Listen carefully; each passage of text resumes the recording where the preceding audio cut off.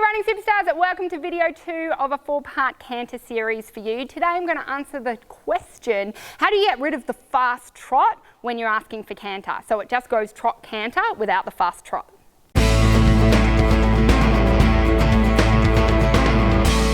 Okay, so now we step up our rules. So last canter episode, and if you guys have missed that, go down to the description and check out episode 1 in the links for this canter series.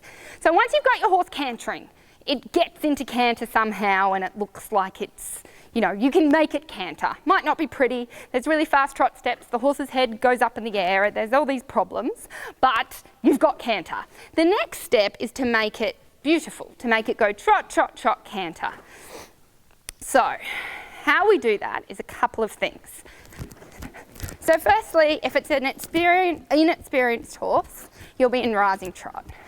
Now I really like to teach the horses that when I sit, something's about to happen. It also allows me to feel where the hind legs are better to make sure that I ask for canter at the right time. And it also allows me to plug in and connect my seat bones so I can influence the horse and change my seat from a trot seat, which is 1, 2, 1, 2, to a canter seat, which is 1, 2, 3, 1, 2, 3, 1, 2, 3, 1, 2, 3. Trot seat, 1, 2, we struggle with this one sometimes. 1, 2, 1, 2, 1, 2. All right, and canter. Whoa, okay, and then that was, sometimes they glitch, that's fine. Bring it back, trot, trot, trot, trot, canter. Good boy. Okay, so how do you get the horse to listen like that? Well, the first thing that will happen is when you're trotting, you'll be trotting, trot, trot, trot, trot, trot, and you'll go, okay, moving my outside leg back and cantering, and because I did it really weak, did you see Wes was like, what is that? Remember, if you're enjoying this episode, make sure you like and share it and subscribe so you never miss an episode. So your horse will most likely ignore you and maybe move its ear, maybe trot a little bit faster, but it's not going to know what you mean because it doesn't really know what that aid is yet. So what you need to do is back up the aid with a bit of a stronger aid to begin with. So same as when you're learning something new or teaching something new, you tend to over-exaggerate it.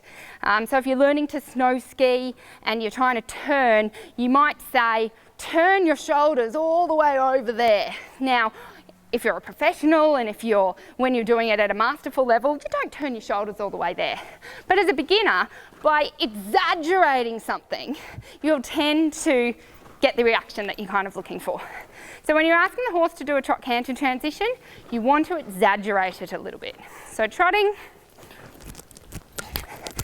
and I always teach my students to count down, otherwise you don't know when you've asked for canter. So 3, 2, 1, pop. And I moved so I'll do it here.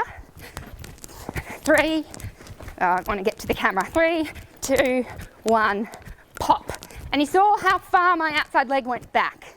Now, it doesn't need to go that far back at the end, but if you, as a beginner for you and your horse, teach your horse, when my leg does that really big exaggerated position, that means go into canter, do it.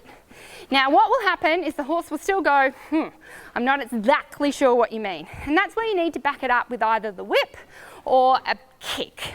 Now, if your horse is hot and sensitive, you definitely won't need the whip. You'll just need a little bit of a kick or a click or anything that tells the horse, hey, I really mean it.